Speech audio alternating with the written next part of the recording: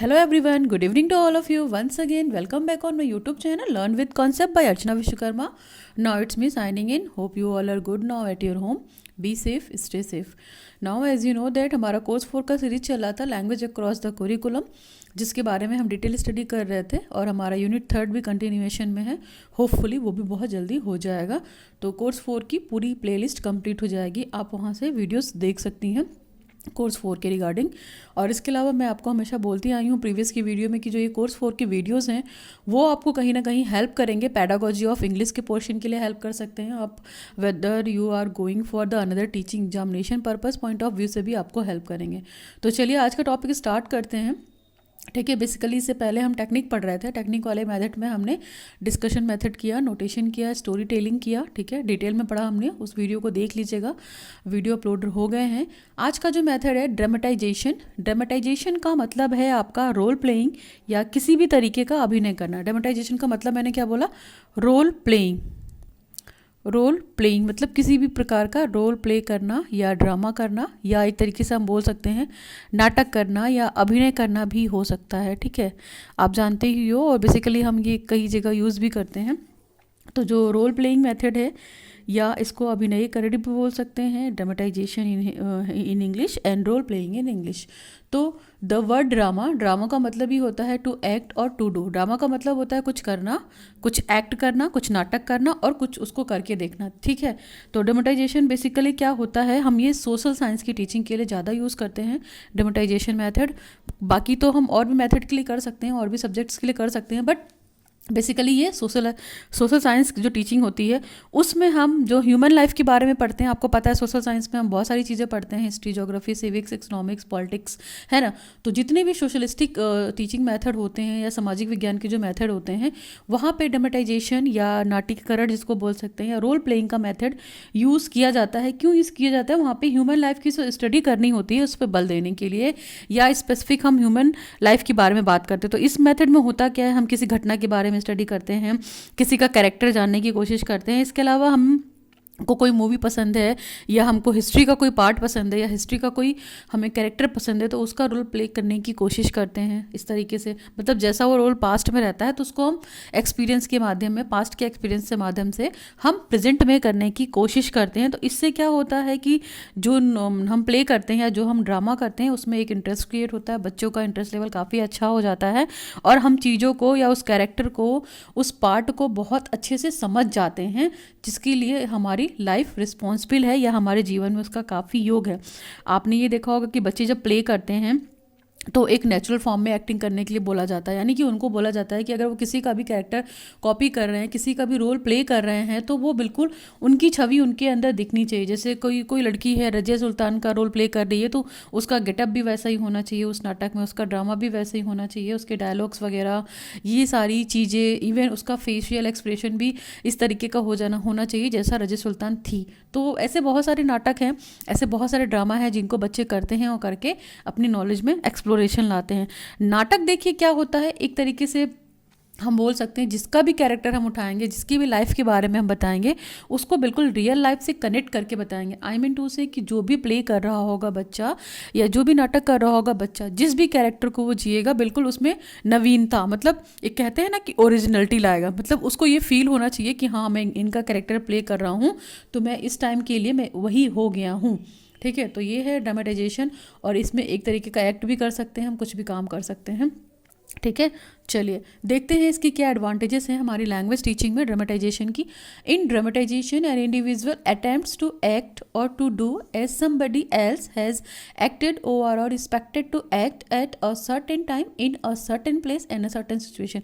देखिए ड्रामेटाइजेशन यानी कि नाटकीकरण या अभिनय क्या होता है कि या तो ये किसी एक व्यक्ति द्वारा किया जा सकता है, इसके अलावा कोई बहुत सारे लोग भी कर सकते हैं, एक नाटक को एक्ट कर सकते हैं जो एक्सपेक्टेड करते हैं, जो एक्सपेक्ट किया उन्होंने नाटक के बारे में उसको एक्ट कर सकते हैं एक सर्टेन टाइम में, एक सर्टेन प्लेस पर और एक सर्टेन सिचुएशन में.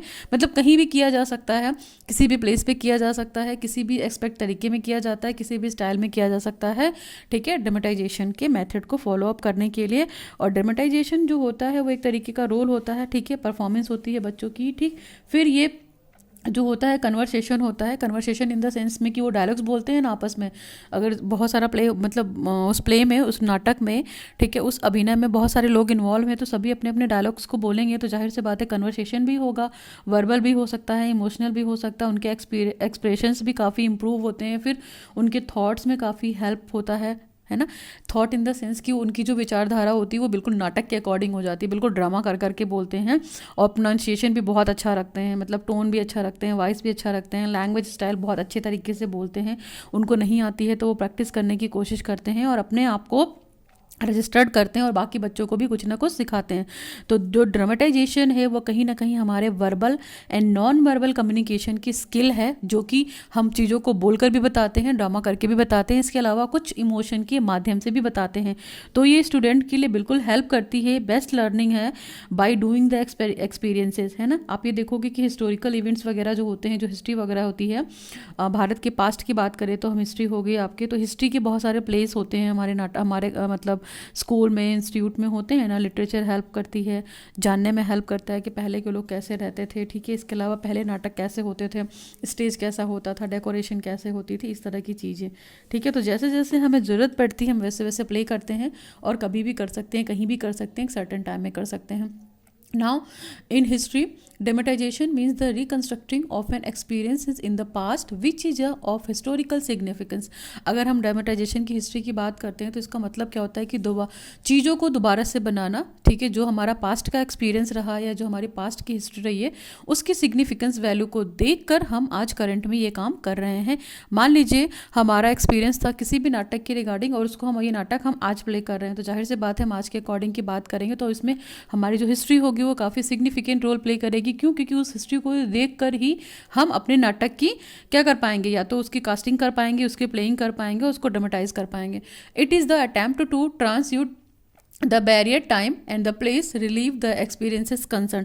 देखिए ये एक तरीके का अटैम्प्ट होता है, ठीक है, जो क्या समय के बैरियर को ख़त्म कर देता है, जगह के बैरियर को ख़त्म कर देता है और आपके एक्सपीरियंसेस को कंसर्न करता है। आपने देखा होगा नाटक के थ्रू हमारे अंदर बहुत सारे परिवर्तन आते हैं, हम चीज़ों को लेकर अवेयर हो जाते हैं।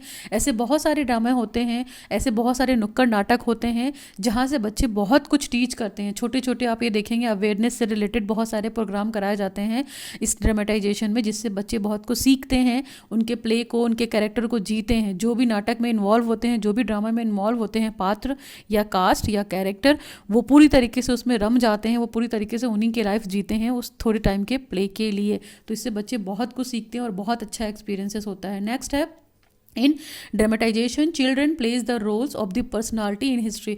आप ड्रामेटाइजेशन में क्या हो सकता है, जो बच्चे हैं बहुत तरह के रोल को प्ले करते हैं, जो बहुत सारी हिस्ट्री में फेमस पर्सनालिटीज़ हैं उनके रोल को प्ले कर सकते हैं। जैसे मैंने अभी उनका रज़िया सुल्तान का नाम लिया, अकबर भी हो सकते हैं, ठीक है। बहुत सारे ऐसे मतलब लोग हो सकते हैं जो हिस्ट्री में रहे हैं और उनका रोल प्ले करने की कोशिश करते हैं। शिवाजी राव हो गए, मतलब जितने भी पुराने हिस्ट्री में हमारे रहे हैं तो उनकी मूवीज़ देखने को मिलती हैं। आपने देखा होगा शिवाजी राव से रिलेटेड मूवी देखने को मिलती है। जोधा अकबर हो गया, इनके रोल को लोग प्ले करते हैं। रानी लक्ष्मीबाई के रोल को प्ले करते हैं।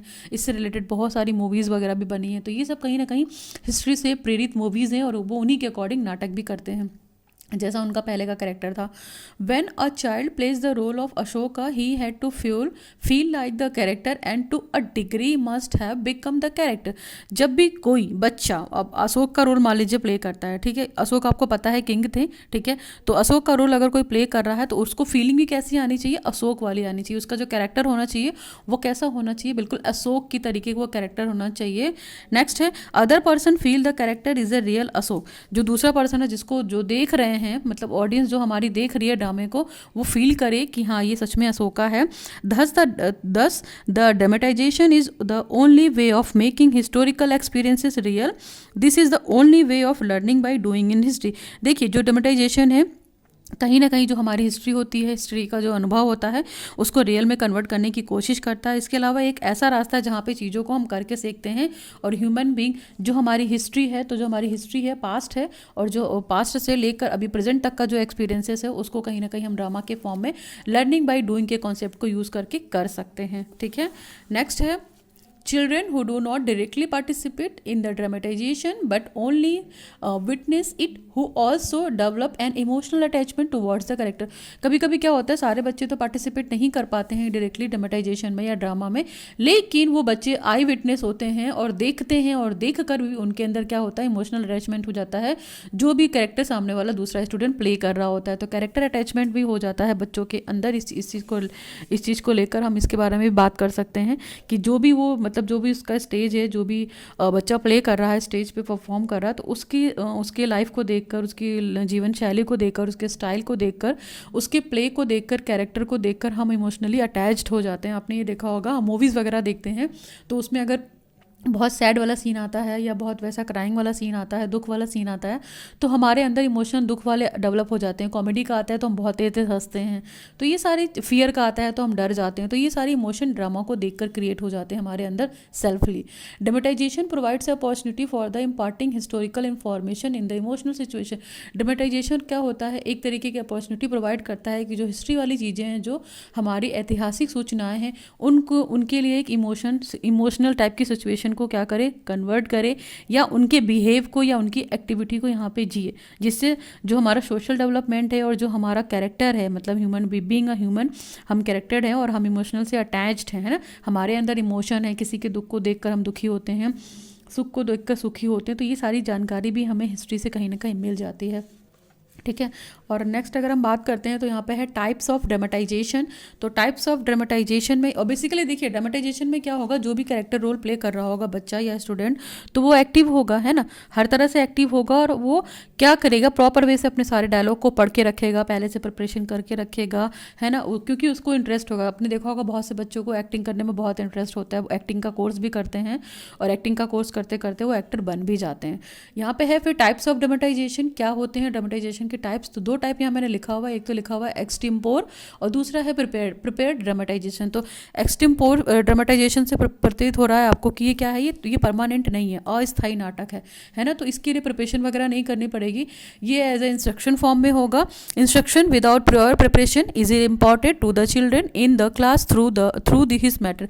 इस मैथड को हम क्लास में भी यूज़ करते हैं कभी कभी, लेकिन इसकी कोई प्रिपरेशन नहीं करते हैं, इंस्ट्रक्शन के फॉर्म में होती है, जो बच्चे क्लास में करते हैं, अपने किसी भी टॉपिक को पढ़ाने के लिए कर सकते हैं। मान लीजिए आपने देखा होगा बच्चे ही अपने टीचर की कॉपी करने लगते हैं, तो ये भी तो एक तरीके का ड्रामा है। तो बच्चे टीचर को कॉपी करके उनके लिए पूरा प्ले बना देते हैं, टीचर्स डे वगैरह होता है या कुछ भी होता है, तो आपने देखा होगा ऐसे बहुत सारे बच्चे होते हैं जो टीचर के कैरेक्टर को वहाँ पर जीते हैं, मतलब टीचर जैसा बोलता है, उसका वे ऑफ टॉकिंग वो पूरी तरीके से कॉपी पेस्ट करते हैं वहाँ पर। इस तरीके के नाटक को या इस तरह के ड्रामेटाइजेशन को हम लोग एक्सटेम्पोर बोलते हैं, जो कि क्या होता है, परमानेंट नहीं होता है। वो अचानक से भी बना सकते हैं इसका प्लान, अचानक से भी क्लास में वो इस मेथड को अडॉप्ट करके बच्चों से करवाया जा सकता है, इसके लिए कोई प्री प्लानिंग नहीं होती है।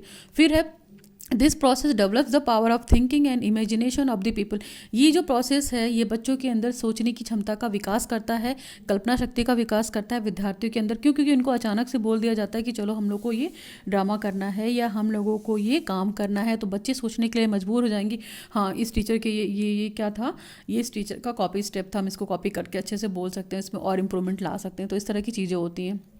नेक्स्ट है आपका प्रिपेयर्ड ड्रामेटाइजेशन।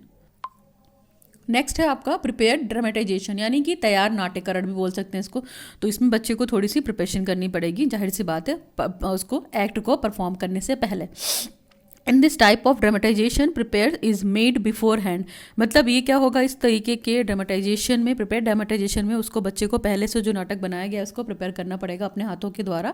मतलब अगर उसको कुछ भी कैरेक्टर लिखना है या किसी भी तरह से छोटा सा नाटक करना चाह रहा तो उस नाटक को पहले उसको लिखना पड़ेगा, लिखेगा, फिर उसके बाद उस नाटक को वो प्रिपेयर करेगा, अपने हाथों से लिख सकता है। एक होता है ना कि हम स्क्रिप्ट लिखते हैं, जैसे बहुत सारी मूवीज़ वगैरह होती हैं, बहुत सारे नाटक वगैरह होती हैं जिनकी स्क्रिप्ट लिखी जाती है ड्रामा करने से पहले या ड्रामा का रिहर्सल कराने से पहले। तो ठीक उसी तरीके से इस वाले जो ड्रामेटाइजेशन का पोर्शन है प्रिपेयर्ड वाले, इसमें मैं क्या करेंगे, टीचर या स्टूडेंट जिसको भी करना है वो पहले से ड्रामा को लिख कर रखेगा।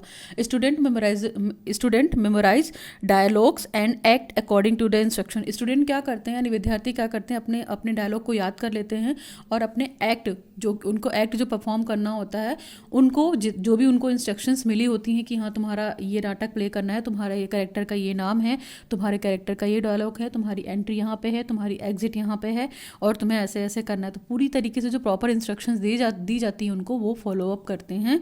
नेक्स्ट है it helps the student to learn the art of preparation. यहाँ पे बच्चे काफ़ी हेल्प बच्चे के लिए काफ़ी हेल्पफुल हो जाता है चीज़ों को लर्न करने के लिए, और प्रिपरेशन के बारे में वो जान जाते हैं, डायलॉग्स को रटने लगते हैं, फिर चीज़ों को एक्वायर करने लगते हैं, उनकी एक अच्छी सी हैबिट बन जाती है, जहाँ पे वो क्या करते हैं, आर्ट के बारे में या मूवीज़ के बारे में या एक्टिव के बारे में सीखने के लिए प्रेरित हो जाते हैं। इनके अंदर सीखने की क्षमता भी जागृत हो जाती है। डायलॉग ट्रेनिंग भी बहुत अच्छे से डेवलप हो जाती है। जैसे आप लोगों ने सुना होगा, शोले मूवी का डायलॉग है ना, बसंती तू इन कुत्तों के सामने मत नाचना, तो ऐसा ऐसा वाला डायलॉग हम लोग को आज भी याद है, जबकि बसंती यानी शोले मूवी काफ़ी टाइम पहले की देखी हुई है। तो ऐसे बहुत सारे मूवीज़ या डायलॉग्स या ड्रामा हैं जिनके कैरेक्टर को हम आज भी जीते हैं। आपने ये देखा होगा कि कुछ टाइम पहले या हाउसफुल 4 का जो बाला वाला सॉन्ग आया था, बाला बाला बाला कैरेक्टर, तो ये बच्चे बहुत गाते हैं। तो मतलब ये कैरेक्टर के कुछ ऐसे मतलब एग्जाम्पल्स हैं जो हमें याद रहते हैं। और सोचिए ये लोग डायलॉग्स भी कितने अच्छे बोलते हैं, मतलब कितने अच्छे कैरेक्टर्स को प्ले करते हैं कि पता ही नहीं चलता है कि ये लोग एक्टिंग कर रहे हैं, इन लोग को लगता है कि ये रियल लाइफ जी रहे हैं। तो ये चीज़ें अच्छी हैं। They can also memorize the things, और बहुत सारी चीज़ों को वो याद रखते हैं, उनको याद रखना पड़ता है। Now we come to the kinds of drama, dramatization, ठीक है ना। तो काइंड्स ऑफ ड्रामेटाइजेशन में देखिए क्या हो सकता है, फुल लेंथ प्ले हो सकता है। फुल लेंथ प्ले में आपका क्या आ सकता है, मूवीज़ वगैरह आ सकती हैं 2.5 घंटे की, 2 घंटे की, जिसमें किसी का भी पूरा एक ऑटोबायोग्राफी दिखा सकते हैं, ठीक है। उसके रिलेशन में, उसके रिलेटेड में जो भी चीज़ें होती वो पूरी तरीके से दिखाएगा। तो वो जब से पैदा होगा जब तक उसकी लाइफ की हिस्ट्री होगी, मतलब जो भी चीज़ें होंगी, जैसे होता है ना कि मूवी का प्राइमर स्टार्ट हो गया, फिर इंटरवल होता है, फिर क्लाइमैक्स होता है, तो इस तरीके से ये फुल लेंथ प्ले मूवी होती है। इसमें किसी भी कैरेक्टर को कोई भी जी सकता है और वो ड्रामा के फॉर्म में प्ले कर दिया जाता है। तो ये 2.5 से 3 घंटे की हो सकती है, 2 घंटे की हो सकती है, जैसी उसकी कास्टिंग हो और जैसी मूवी का टाइटल हो, जिस भी वर्क पे वो काम कर रहे हो, जिस भी सोशल इश्यूज़ पे काम कर रहे हो, या जिस भी थिंग्स पे या जिस भी पर्सपेक्टिव से वो मूवी बन रही हो। नेक्स्ट है आपका क्लास ड्रामेटाइजेशन। तो देखिए क्लास ड्रामेटाइजेशन में क्या होता है, तीन पार्ट्स यहाँ पे दे रखे हैं। प्रिपरेशन दे रखा है पहला, ठीक है, दूसरा दे रखा है आपका प्रेजेंटेशन, और तीसरा है आपका एप्लीकेशन। तो ये जो क्लास ड्रामेटाइजेशन होता है, जो क्लास के नाटक होते हैं, जिसको हम कक्षा नाटक की पद्धति बोलते हैं, ठीक है। तो इसमें सबसे पहले प्रिपरेशन करनी पड़ती है, प्रेजेंटेशन देना पड़ता है, फिर उसको एप्लीकेशन देना पड़ता है। आपने ये देखा होगा कि हमारे यहाँ जब CCA वगैरह होते हैं तो हम बहुत सारे प्रोग्राम ऑर्गेनाइज करते हैं, तो बच्चों को स्किट करने के लिए भी बोलते हैं और बच्चों को ड्रामा करने के लिए भी बोलते हैं। तो उसमें हम बच्चों को पहले से क्या कर देते हैं, टाइटल बता देते हैं या थीम बता देते हैं। बच्चे उसी थीम के हिसाब से क्या करते हैं, प्रिपरेशन करते हैं, फिर प्रिपरेशन करके अपने टीचर को प्रेजेंट करते हैं, और प्रेजेंट करने के बाद जो कमी होती है वो टीचर उनको बता देता है कि तुम इसको और अप्लाई करो, इसमें ये एप्लीकेशन करो। एप्लीकेशन का मतलब है कि कुछ डेली लाइफ से कनेक्ट कर दो, या कुछ भी जो छूटा रह गया है उस कैरेक्टर से रिलेटेड, वो आप वहाँ पे अप्लाई कर दो। जैसे वुमेंस डे पे हमें अगर नाटक करवाना है, तो हमें इतिहास की जितनी भी औरतें हैं, जितनी भी वुमेंस हैं, उन्हीं से रिलेटेड हमें अपनी लड़कियों को भी प्रिपेयर करना पड़ेगा। तो उनका कॉस्ट्यूम ध्यान रखना पड़ेगा, उनका बॉडी स्ट्रक्चर ध्यान रखना पड़ेगा, फिर वो किस तरीके के कपड़े पहनती थी, वो किस तरह से बोलती थी, उनकी एजुकेशन क्या थी, उनका लैंग्वेज क्या था, बॉडी स्टाइल क्या था, डायलॉग्स क्या थे, है ना, टर्म्स क्या थे, टोन क्या थी, वॉइस कैसी थी, उनका फिजिकल अपीयरेंस कैसे था। तो ये सब बच्चों को अप्लाई करना बताते हैं ना। तो क्लास ड्रामा में हम इन 3 चीज़ों पर बेसिकली फोकस करते हैं, preparation, presentation and then application. Now next क्या है, टेबुले। टेबुले क्या है, ये एक पिक्चर की तरीके होता है जो इफेक्टिव। टेबुले क्या है, एक पिक्चर होता है, पिक्चर की तरीके से होता है, एक इफेक्टिव डिवाइस होता है जो कि प्रेजेंटिंग करता है आपकी इमोशनल थीम को, like scene of human characters presented against the background of their action. देखिए कभी कभी आपने देखा होगा बैकग्राउंड में बहुत सारी चीज़ें मूव करती रहती हैं, जो कर्टन लगे होते हैं, इनको टेबुलाई पिक्चर बोलते हैं। पीछे से वाइट बोर्ड पे पिक्चराइजेशन कर दी जाती है। जैसे हम मान लीजिए वाटर के बारे में बता रहे हैं, तो पीछे से वाटर का मतलब बैकग्राउंड में वाटर की इमेज आ जाएगी। फिर इसके अलावा पीछे से अगर हम कुछ डिस्कस कर रहे हैं तो उस टॉपिक से रिलेटेड, उस थीम से रिलेटेड पीछे क्या होने लगती है, वॉइस भी आने लगती है, नॉइज़, बैकग्राउंड नॉइज़ भी आने लगती है, बैकग्राउंड इमेजेस भी आने लगती हैं। तो इसको हम टेबुलर फाइम बोलते हैं। जैसे मान लीजिए हम ह्यूमन एक्शन के बारे में बात कर रहे हैं, तो जो हमारा इमेज बैकग्राउंड होगा उसी से रिलेटेड आ जाएगा। हम यूनिटी की बात करें तो पीछे यूनिटी का सिम्बल्स भी या यूनिटी का पिक्चर बन के आ सकता है। हम वुमेन एम्पावरमेंट के बारे में नाटक प्ले कर रहे हैं, तो जो बैकग्राउंड में हमारी इमेज आएगी वुमेन एम्पावरमेंट से रिलेटेड आ जाएगी, वहाँ पे बहुत सारी वुमेंस की पिक्चर्स वगैरह आ जाएंगी। तो ये सारी चीज़ें होती हैं टेबुले फॉर्म में। नेक्स्ट है आपका है पीजेंट। पीजेंट क्या होता है, एक तरीके का तमाशा होता है, शो होता है, फन के लिए होता है। जो घूम घूम के छोटे छोटे पीजेंट वगैरह करते हैं, तमाशा वगैरह करते हैं। तमाशा इसलिए किया जाता है कि लोग देख कर थोड़ा, किसी के लिए तो ये अर्निंग का जरिया होता है, इसके अलावा कुछ लोगों के लिए फ़न का जरिया होता है। तो तमाशा के थ्रू भी बच्चे बहुत कुछ सीखते हैं छोटे छोटे, क्योंकि क्योंकि उनका अपना फेज़ होता है दिखाने का।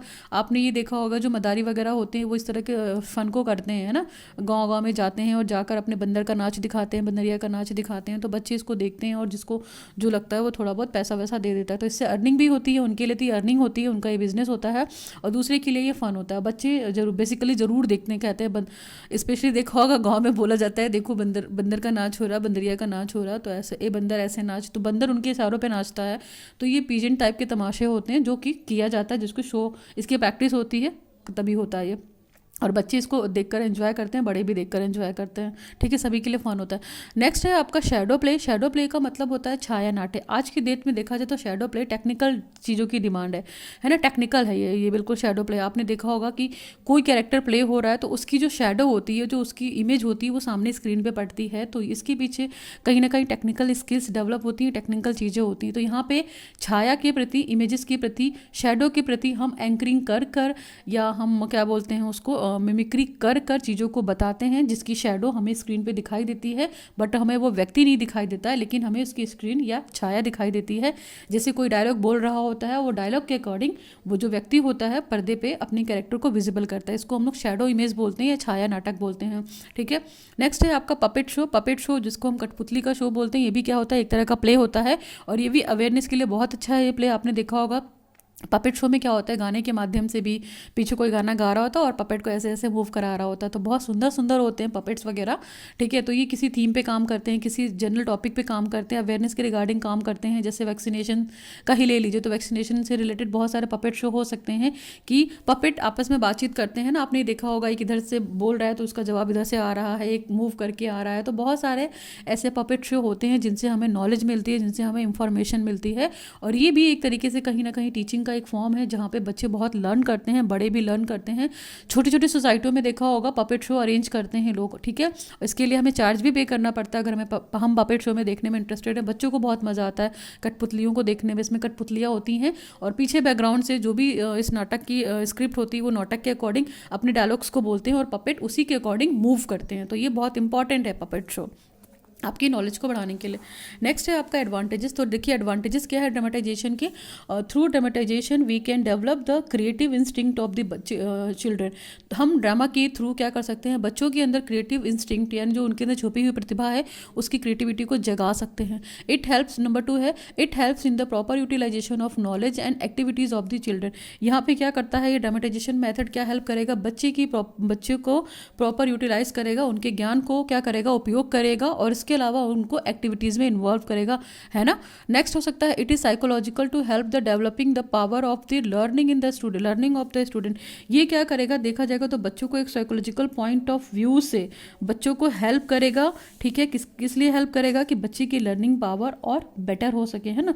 आपने देखा होगा कि बच्चे प्ले के थ्रू बहुत कुछ सीखते हैं और बच्चों को अगर अवसर मिलता है प्ले करने के लिए या उनको अपॉर्चुनिटी दी जाती है तो अपने वो अभिव्यक्ति को, अपने विचारों को सामने वाले तक अपने नाटक के माध्यम से बहुत अच्छे से बताते हैं। तो बच्चों के अंदर कल्पना शक्ति का भी विकास होता है। देखा जाए तो उनकी जो मन के अंदर फीलिंग होती है जिसको हम मनोभावना बोलते हैं या साइकोलॉजिकल चीज़ें बोलते हैं, तो वो बच्चा बाहर निकालने की कोशिश करता है। और इससे प्रोनाउंसिएशन वगैरह, मतलब जो जिसका प्रोनाउंसिएशन पे वीक होता है, जिनका प्रोनाउंसिएशन एरर काफ़ी ज़्यादा होता है, तो डायलॉग के माध्यम से बोलकर वो इसको दूर करने की कोशिश करते हैं।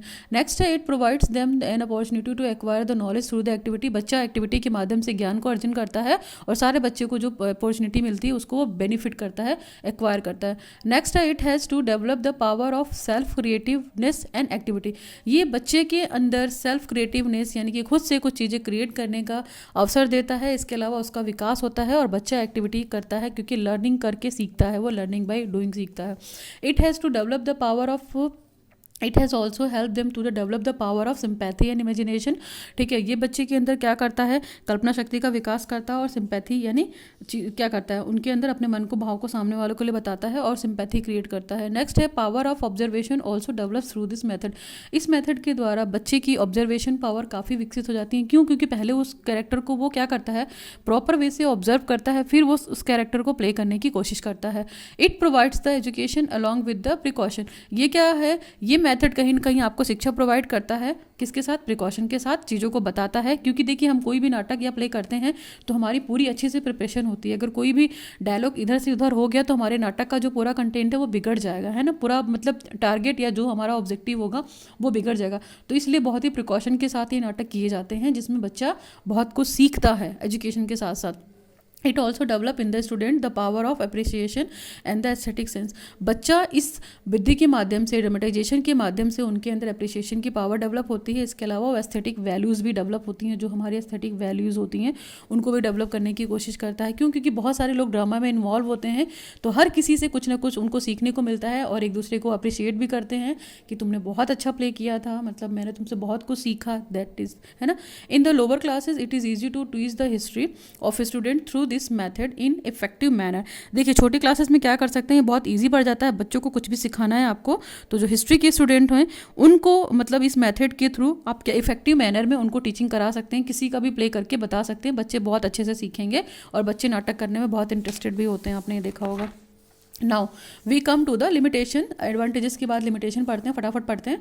पहला है lack of knowledge in the art of dramatization. देखिए इसमें क्या है, लैक ऑफ नॉलेज में कि ज्ञान की बहुत कमी होती है ड्रामेटाइजेशन की कला को समझने के लिए। Dramatization requires some technical knowledge every teacher does not process it. देखिए जरूरी नहीं है कि हर टीचर ड्रामा के बारे में जानता हो, और कुछ टेक्निकल नॉलेज भी इसके लिए चाहिए होती है कि हम कर्टन पे कैसे स्टेज कैसा बना सकते हैं, परफॉर्मेंस कैसे दे सकते हैं, किसी की एंट्री कब करानी है, फिर पीछे से कैसे वॉइस डालनी है, पीछे से कैसा हमें बैकग्राउंड देना है, और कैसा म्यूजिक रखना है, कैसा कंटेंट रखना है, नॉलेज रखनी, सारी चीज़ों के लिए कहीं ना कहीं टीचर ये सारी चीज़ें नहीं अरेंज कर पाएगा, क्योंकि इसके लिए टेक्निकल नॉलेज भी चाहिए होगी एजुकेशन नॉलेज के अलावा, और टीचर इतना नहीं कर पाएगा। और हर टीचर के लिए पॉसिबल नहीं है। क्यों? क्योंकि हर टीचर ड्रामा करने में इंटरेस्टेड नहीं होता है ना, टीचर का काम तो पढ़ाना होता है, तो ड्रामा से बहुत दूर भागता है। नाउ नेक्स्ट है apprehension of indiscipline. Apprehension of indiscipline का मतलब है कि जब भी वो ड्रामा करेगा, ठीक है, when dramatization is going on it is not possible for the teacher to maintain the rigid discipline. Teacher क्या करेगा, टीचर अगर इनडिसिप्लिन भी हो रहा होगा ना क्लासरूम में तो उसको वो रोक नहीं पाएगा, क्योंकि देखो सब अपने अपने प्ले की क्या करते हैं, अपने अपने कैरेक्टर की प्रैक्टिस करते हैं। तो डिसिप्लिन इन द सेंस अगर टीचर बोल देगा तुम सब चुप हो जाओ, साइलेंटली बिल्कुल स्ट्रिक्टली बोल देगा, रिजिड डिसिप्लिन अपना लेगा, तो बच्चे शायद उस ड्रामा को प्रॉपर वे से परफॉर्म नहीं कर पाएंगे। तो टीचर को थोड़ा यहाँ पे इनडिसिप्लिन का फेस करना पड़ेगा, और बच्चे ऐसा करते हैं क्योंकि जब भी काम अलॉट किया जाता है या जब भी काम बांटा जाता है तो उनके अंदर आपस में वो बातचीत करते हैं, अपना ग्रुप बना लेते हैं, फिर वो टीचर पे ध्यान नहीं देते हैं। तो ये सारी चीज़ें होती हैं, तो इन डिसिप्लिन को फेस करना पड़ेगा टीचर को, एक ये लिमिटेशन है। नेक्स्ट है इकोनॉमिकल फैक्टर। इकोनॉमिकल फैक्टर का मतलब है आपका आर्थिक कारक क्या हो सकता है। तो several institutions are not rich enough to provide so much of money for the teaching of the and one subject. अब देखिए बहुत सारे इंस्टीट्यूट ऐसे होते हैं जो बहुत रिच नहीं होते हैं और उनके पास इनफ मनी नहीं होता है इस तरह की चीज़ों को सिखाने के लिए, इस तरह के सब्जेक्ट पे काम करने के लिए। क्योंकि देखिए अगर हम ड्रामा करवाएंगे तो हमें ऑडियंस को बुलाना पड़ेगा, फिर हमें स्टेज तैयार करनी पड़ेगी, फिर उससे रिलेटेड हमें कॉस्ट्यूम चाहिए, ठीक है, फिर हमें टेक्निकल सपोर्ट चाहिए, बहुत सारी चीज़ें चाहिए। तो इतना कॉस्ट जो होता है वो कॉलेज बेयर नहीं कर पाता है, ये एक लिमिटेशन हो सकती है। नेक्स्ट है आपका है difficult in acting. Certain events of history are difficult to enact, it is difficult to enact successfully the same of war. जैसे कुछ इवेंट्स जो होती हैं, जो कुछ घटनाएं होती हैं हिस्ट्री में, बहुत डिफिकल्ट होता है उनको कॉपी करना, ठीक है, और बच्चे सक्सेसफुली उसको कर नहीं पाते हैं, ठीक है, जो भी वो पहले से देख कर आए होते हैं या सीख कर आए तो फिर क्या होता है, कहीं ना कहीं प्रॉब्लम क्रिएट होने लगती है आपके ड्रामा में, क्योंकि एज इट इज़ कॉपी तो नहीं कर पाते हैं सभी बच्चे। तो इसलिए कई बच्चों को बहुत बार प्रैक्टिस करानी पड़ती है। तो भाई प्रैक्टिस कराने के लिए इतना टाइम चाहिए, तो भैया प्रैक्टिस करके इतना टाइम वेस्ट करने से अच्छा है कि कभी कभी क्या होते हैं टीचर खुद मना कर देता है, इंस्टीट्यूट खुद मना कर देता है, बच्चे भी पीछे हट जाते हैं। नेक्स्ट है problem of dialogues. Problem of dialogue मतलब जो डायलॉग है या जो संवाद है इसके लिए प्रॉब्लम ये होती है कि उसको प्रॉपर वे में बोल नहीं पाते हैं। तो in employing this technique it is necessary to have a good dialogues. देखिए इसमें जो भी इन्वॉल्व होगा इस नाटक में, तो प्रॉपर उसको टेक्निक पता होना चाहिए डायलॉग की, और ये बहुत ज़रूरी है। अगर हमारे डायलॉग्स अच्छे नहीं होंगे, क्लियर नहीं होंगे और वॉइसफुल नहीं होंगे, एनर्जेटिक नहीं होंगे, इंथुजियास्टिक नहीं होंगे, तो फिर उस नाटक को कोई मतलब नहीं बनता है। देखिए पिक्चर में क्या होता है, कैरेक्टर जो बोलता है वही होता है ना, केवल ऐसा तो नहीं है कि बिल्कुल हम साइलेंट पिक्चर्स दिखा रहे हैं और हम चुपचाप बैठ के देख रहे हैं। वहाँ पे तो वो अपने डायलॉग्स को बोलते हैं ना, डायलॉग डिलीवरी जिसकी जितनी अच्छी होती है उतना रोल प्ले अच्छा होता है। नेक्स्ट है writing of good dialogue requires the aptitude as well as time. देखिए जो अच्छा डायलॉग है अगर हमको उसको लिखना है, जैसे मान लीजिए कोई मूवी है तो उसकी स्क्रिप्ट है, उसके डायलॉग हैं, जो भी राइटर लिखेगा उसको प्रॉपर टाइम चाहिए, और उसके अंदर ये चीज़ राइटिंग एप्टीट्यूड भी होना चाहिए कि ये डायलॉग कैसे हो सकता है, इस डायलॉग पे क्या करें, कैसा इंटोनेशन ले, कैसा स्ट्रेस ले, है ना, कैसे फीलिंग लाएं ताकि सामने वाला डायलॉग को बोलकर वो डायलॉग पॉपुलर हो जाए। तो बहुत सारी मूवीज़ ऐसी हैं जिनके डायलॉग आज भी पॉपुलर हैं, मैं ले चुकी हूँ उसका नाम, ठीक है। नेक्स्ट है आपका, it is not possible for every teacher of the history to do it successfully. और ये ज़रूरी नहीं है, ये हर टीचर के लिए पॉसिबल नहीं है कि हर टीचर जो हिस्ट्री का हो वो ऐसा कर पाए सक्सेसफुली, ठीक है। तो ये बहुत सारी प्रॉब्लम्स आती है टीचर्स को यहाँ पे। तो इन सब चीज़ों के चलते भाई टीचर को पढ़ाना भी तो है, केवल वो नाटक या ड्रामेटाइजेशन कराता रहेगा तो वो क्या करेगा, वो अपने मेथड को पूरा नहीं कर पाएगा, अपने सिलेबस को पूरा नहीं करेगा पाएगा, इसलिए भी छोड़ दिया जाता है। तो ये भी एक लिमिटेशन है, ठीक है। Now we will completed the dramatization, ठीक है। तो ड्रामेटाइजेशन पे हमने बात की। यहाँ पे आपको कोई भी दिक्कत होगी तो you can ask me in my comment section and you can also visit my email ID, ठीक है। डिस्क्रिप्शन में आपको ईमेल आईडी का लिंक मिल जाएगा, आप वहाँ पे देख सकते हैं। और फिर भी एनी कोई डाउट भी होता है तो you can ask me my comment section. Thanks for watching the video. Now signing off, learn with concept bye Archana Vishwakarma.